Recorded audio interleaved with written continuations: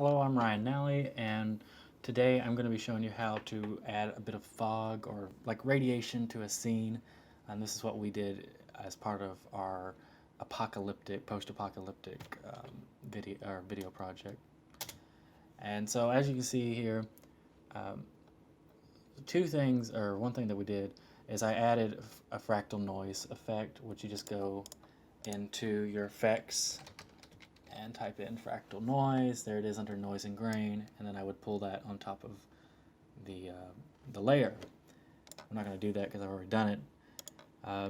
Fractal noise, what it does is it basically, from what I understand, it adds this bit of grain look to the scene. And you can kind of see where it is. Originally, you would see it as just the basic, and I went on and added it, made it cloudy to give it more of that fog look. And I brought it down to about 9%. So it's not much, but it's something in the background. It adds a little bit of texture to the scene. Next, and one of the more important things, was I wanted to mask out this particular hill that we see that kind of covers it up. We wanted the fog to be down in this valley here. And so as you can see later, well, not like,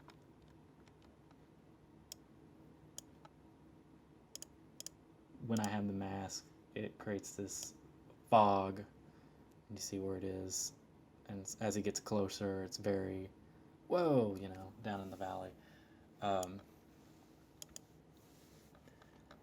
Now, I wasn't worried too much about exactly like depth and all of that, because we're putting like a UI helmet as a layer but on top of it, so that particular wasn't too important. Things you could have done was maybe mask out this pole area and then created some fractal noise behind it, just to create some more depth.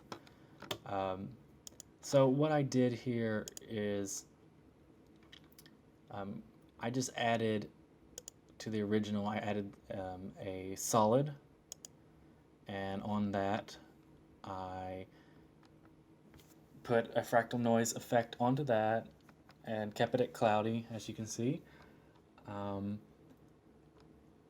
then one of the things, I made it a 3D object by clicking on this right here.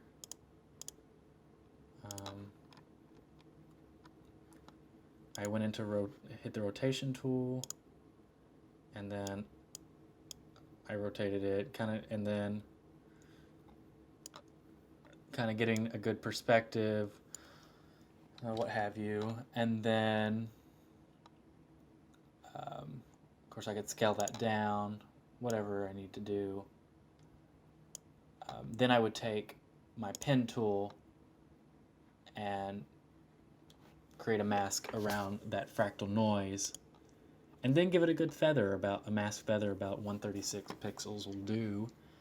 And that actually gives you a pretty decent fog effect. Things you can do, and what I did was change up where the fog is, change up the particular look across the scene. If you can see how the pen changes, I kind of manipulated those points throughout, and I just created keyframes for those to give it more life, basically. The last thing I did was I went on and masked out this hill, like I said earlier, to that way, because we didn't want him to be it's supposed to be radiation. You don't just walk into radiation. We kind of wanted to discover it as he goes over that hill. And so I kind of had a shaky scene. It wasn't the best to track using like Mocha or anything. Mocha did all right. After Effects tracking software was okay. What I had chosen, since it was such a short video and it was a kind of a big deal, I masked it out for every few frames. I started with, shaping the mask how I wanted it at the very beginning, and then I did it at the end, and I just kept going back and forth, making sure that it looked all right and it didn't get the fog all up on top of it. And then I gave it a pretty good feather mask of about 165 pixels.